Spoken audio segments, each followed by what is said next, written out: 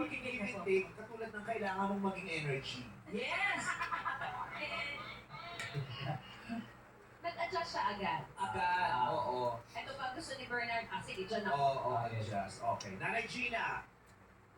Sa akin po, tatanggapin ko po siya kung ano ang ginagawa niya kasi trabaho din naman yung kailangan niyang gawin at kung sa pagbabago naman, kaya kung at wala pa naman kaming relasyon, magkaibigan pa lang kami, siguro pagka kami na, susundin niya din po ako. Mag-uusap kami, basta respeto lang kailangan namin sa isa't isa. Kayo ba hindi? Wala kang barkada, Nanay Gina? Barkada ka ba? Meron po.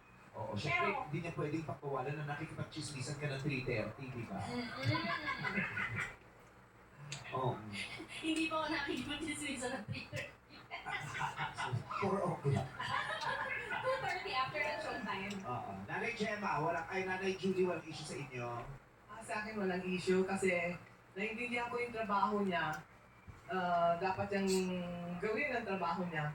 At bibigyan ko siya ng laya para hindi naman siya mabubugnot na kasama ako lagi. Yes! Bye. Correct. Napakalaking bagay ng kalayaan.